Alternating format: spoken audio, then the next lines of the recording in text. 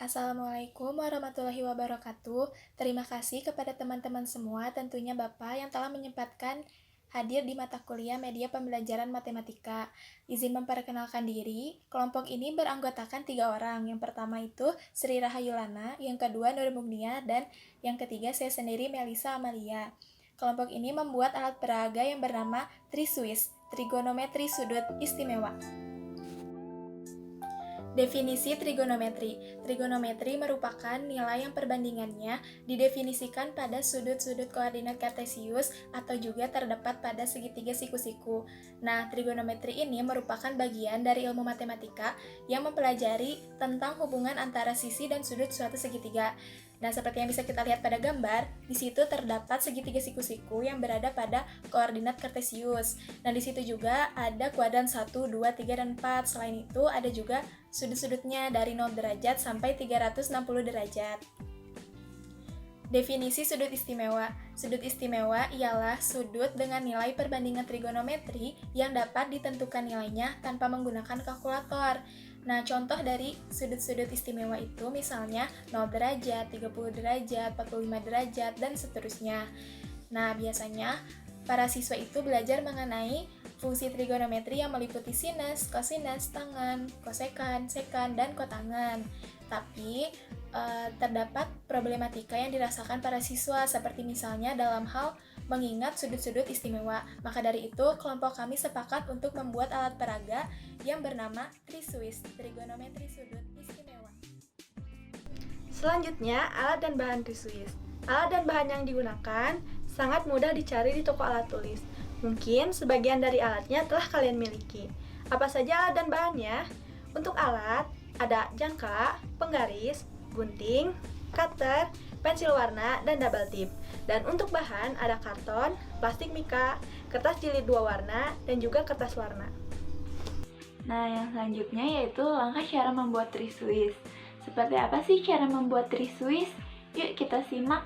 Nah, langkah yang pertama yaitu kita potong kertas karton dan plastik mika dengan ukuran yang sama besar. Di sini kita menggunakan ukuran 20 x 20 cm. Selanjutnya, langkah yang kedua yaitu kita gambar lingkaran seperti pola pada gambar di kertas karton. Yang ketiga yaitu kita tempelkan double tip kecil di ujung-ujung kertas karton. Ingat ya, di ujung-ujungnya saja, jangan sampai menutupi seluruh sisi karton. Nah, yang selanjutnya yang keempat yaitu kita tempelkan plastik mika tadi pada kertas karton. Nah, selanjutnya yang kelima, kita buat kertas kecil-kecil, kemudian tuliskan besar-besar sudut istimewa di antara 0 derajat sampai 360 derajat. Kemudian yang keenam, kita juga buat kertas kecil-kecil, kemudian dituliskan nilai-nilai trigonometri untuk sudut istimewa tadi. Nah, yang ketujuh yaitu kita tempelkan kertas-kertas kecil tadi pada plastik mika seperti pola pada gambar. Lalu selanjutnya yang kedelapan, kita buat kertas berbentuk persegi panjang seperti pita dengan dua warna yang berbeda. Kemudian kita beri nama sin dan cos. Nah, langkah yang kesembilan yaitu kita warnai kertas-kertas yang bernilai trigonometri sesuai dengan warna pita tadi. Nah, di sini kita menggunakan warna hijau untuk nilai sin dan warna merah untuk nilai cos. Lalu langkah yang terakhir yaitu selipkan pita tadi di antara plastik mika dan kertas karton dengan posisi tegak lurus dengan nilai-nilai trigonometrinya, atau bisa dilihat seperti pada gambar. Nah, selesai deh langkah cara membuat Triswiss. Mudah kan? Kalian bisa membuat Triswiss ini di rumah kalian masing-masing. Nah, cara menggunakannya, kita tinggal geser pita yang hijau ini ke sudut yang kita inginkan untuk mencari nilai sin.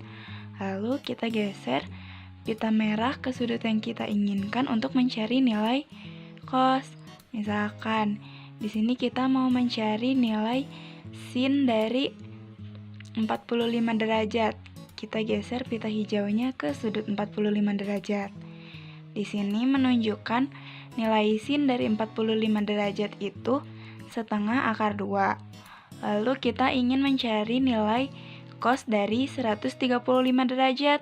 Kita geser pita yang merah ini ke sudut 135 derajat. Nah, di sini menunjukkan kalau nilai cos dari 135 derajat itu negatif setengah akar 3. Lalu selanjutnya, untuk mencari nilai tangen, kita pergunakan perbandingan nilai sin dan nilai cos. Misalkan kita mau mencari nilai tangen dari 60 derajat. Kita geser pita hijau ini ke sudut 60 derajat dan geser pita merah ke sudut 60 derajat. Nah, dari sini kita dapatkan nilai sin dari 60 derajat itu setengah akar 3 dan nilai cos dari 60 derajat itu setengah. Maka nilai tangen dari 60 derajat itu setengah akar 3 dibagi setengah sama dengan akar 3. Yang terakhir, kelebihan dan kekurangan TriSwiss. Untuk kelebihan yang pertama, memudahkan anak dengan tipe belajar kinestetik. Anak dengan tipe belajar kinestetik menyukai metode praktik, di mana sangat mudah untuk mempelajari sesuatu dengan menyentuh objek yang akan ia pelajari. Maka dari itu, dengan adanya alat peraga TriSwiss ini, tentu lebih memudahkan mereka dalam mempelajari sudut-sudut istimewa trigonometri. Yang kedua, dapat menghitung nilai kosekan, sekan, dan kotangen. Untuk menghitung nilai kosekan, sekan, dan kotangen, tentu kita harus mengetahui nilai sin dan cos yang dapat kita cari atau dapat kita hitung menggunakan alat peraga TriSwiss dan juga rumus. Untuk rumus kosekan yaitu 1/sin, untuk rumus sekan yaitu 1/cos, dan untuk rumus kotangen yaitu cos/sin. Yang ketiga, menarik dan memudahkan untuk mengingat sudut istimewa. Menarik di sini karena kita menggunakan beberapa kertas warna, dan juga untuk menggunakan alat peraganya kita hanya perlu menggeser-geserkan pitanya.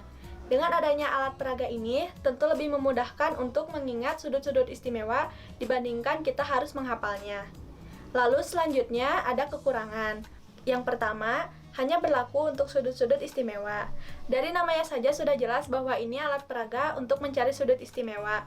Maka dari itu, untuk sudut yang selain sudut istimewa, kalian tetap harus menghitungnya menggunakan kalkulator.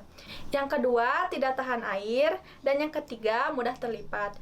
Karena kita membuat alat peraga ini menggunakan karton yang berbahan kertas, maka dari itu kita harus berhati-hati dalam menggunakan dan menyimpannya, karena mudah robek dan juga mudah basah.